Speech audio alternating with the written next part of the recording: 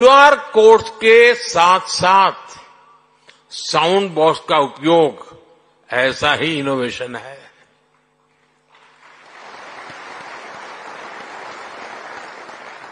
हमारे fintech sector को सरकार के बैंक सखी कार्यक्रम का भी अध्ययन करना चाहिए और मैं सब फिनटेक के वाले नौजवानों को कहना चाहता हूं, ये बैंक सखी है क्या?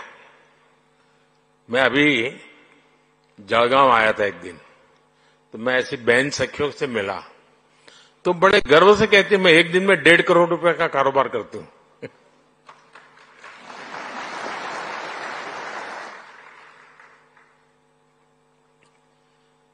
क्या कॉन्फिडेंस! और एक गांव की महिला थी वो। हमारी बेटियों ने गांव गांव में बैंकिंग को, डिजिटल अवेयरनेस को जिस प्रकार फैलाया है, उससे फिनटेक को एक नया बाजार मिला है। साथियों, 21वीं सदी की दुनिया बहुत तेजी से बदल रही है। करेंसी से क्यूआर कोड तक की यात्रा में सदियां लग गई, लेकिन अब हर रोज हम नए इनोवेशन देख रहे हैं। डिजिटल ओनली बैंक्स और नियो बैंकिंग जैसे कंसेप्ट हमारे सामने हैं। डिजिटल ट्विंस जैसी टेक्नोलॉजी डेटा आधारित बैंकिंग को नेक्स्ट लेवल पर ले जा रही है। इससे रिस्क मैनेजमेंट, फ्रॉड डिटेक्शन और कस्टमर एक्सपीरियंस सब कुछ बदलने वाले हैं।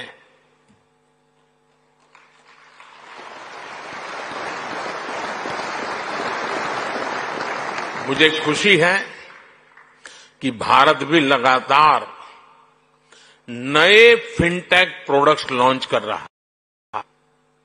हम ऐसे प्रोडक्ट तैयार कर रहे हैं जो लोकल है, लेकिन उनकी एप्लीकेशन ग्लोबल है।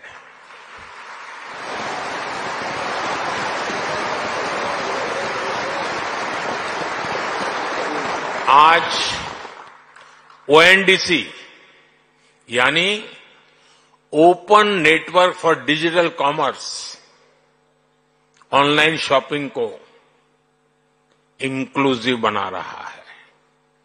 ये छोटे बिजनेस, छोटे एंटरप्राइजेज को बड़े अवसरों से जोड़ रहा है। अकाउंट एग्रीगेटर्स लोगों और कंपनियों का कामकाज आसान करने के लिए डेटा को यूज कर रहे हैं। ट्रेड प्लेटफॉर्म की मदद से छोटी संस्थाओं की लिक्विडिटी और कैश फ्लो बेहतर हो रहे हैं। ई रूपी एक ऐसा डिजिटल वाउचर बना है जिसे कई रूपों में इस्तेमाल किया जा रहा है। भारत के ये प्रोडक्ट्स विश्व के दूसरे देशों के लिए भी उतने ही उपयोगी हैं। और इसी सोच के साथ हमने G20 प्रेसिडेंसी के दौरान global digital public infrastructure repository बनाने का प्रस्ताव रखा था, जिसे G20 मेंबर्स ने खुले दिल से स्वीकार किया था। मैं एआई के दुरुपयोग से जुड़ी आपकी चिंताओं को भी समझता हूं, इसलिए भारत ने एआई के एथिकल यूज के लिए ग्लोबल फ्रेमवर्क बनाने का भी आह्वान किया है। साथियों, फिनटेक सेक्टर की मदद के लिए सरकार पॉलिसी लेवल पर हर जरूरी बदलाव कर रही है। हाल में हमने एंजल टैक्स को हटाया है।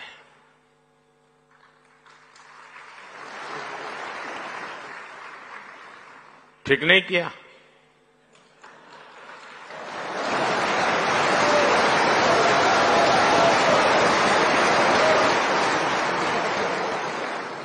नहीं, ठीक किया है ना? हमने देश में रिसर्च और इनोवेशन को बढ़ावा देने के लिए 1,00,000 करोड़ रुपए का फंड बनाने की घोषणा की है।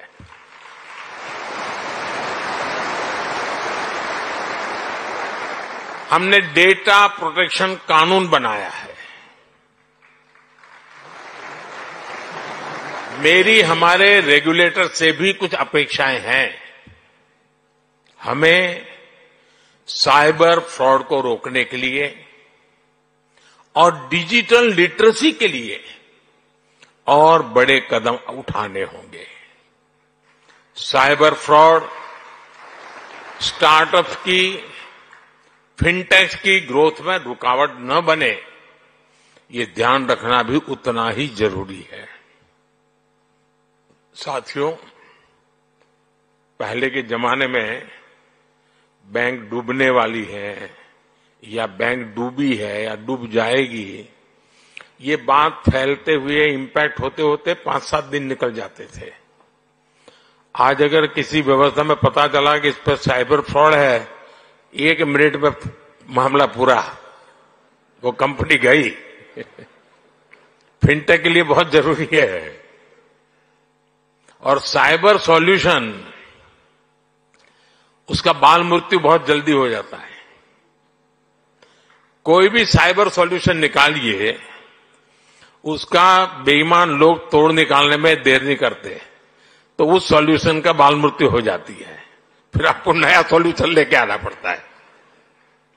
साथियों, आज सस्टेनेबल इकोनॉमिक ग्रोथ, ये भारत की प्राथमिकता है। हम स्ट्रांग, ट्रांसपेरेंट और एफिशिएंट सिस्टम्स बना रहे हैं। हम फाइनेंशियल मार्केट्स को एडवांस टेक्नोलॉजीज और रेगुलेटरी फ्रेमवर्क से मजबूत कर रहे हैं। हम ग्रीन फाइनेंस से सस्टेनेबल ग्रोथ को सपोर्ट कर रहे हैं। हम फाइनेंशियल इंक्लूजन के उस इंक्लूजन के सैचुरेशन पर बल दे रहे हैं।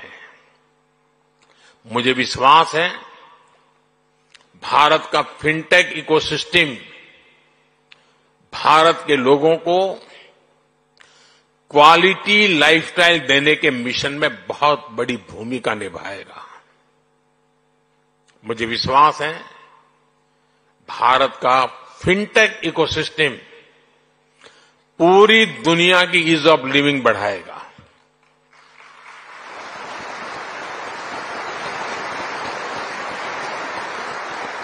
और मुझे मेरे देश के युवाओं की टैलेंट पे इतना भरोसा है, और मैं कहता हूं, बड़े विश्वास से कहता हूं, our best is yet to कम।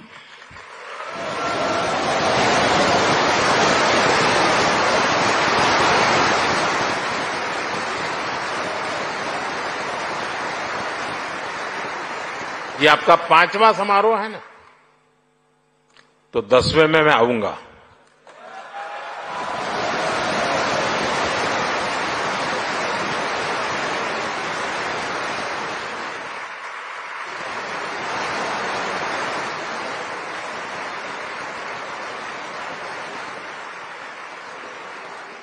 और तब आपने भी कल्पना नहीं की होगी, वहां पर आप भी पहुंचे होंगे। दोस्तों,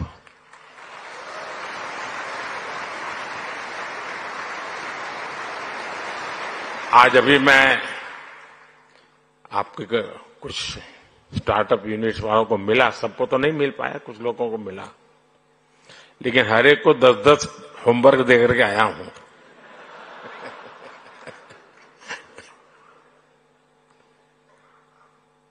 क्योंकि मैं समझ सकता हूं कि ये बहुत बड़ा बदलाव लाने वाला क्षेत्र है साथियों। एक बहुत बड़ा रिवॉल्यूशन हो रहा है और उसकी मजबूत नींव यहां हम देख रहे हैं।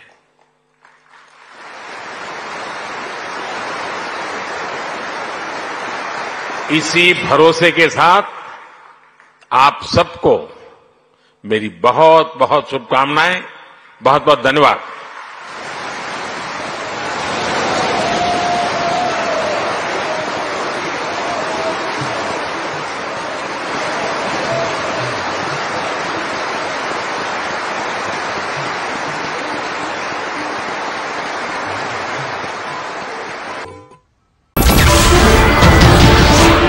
नमस्कार, मैं हूं मानक गुप्ता।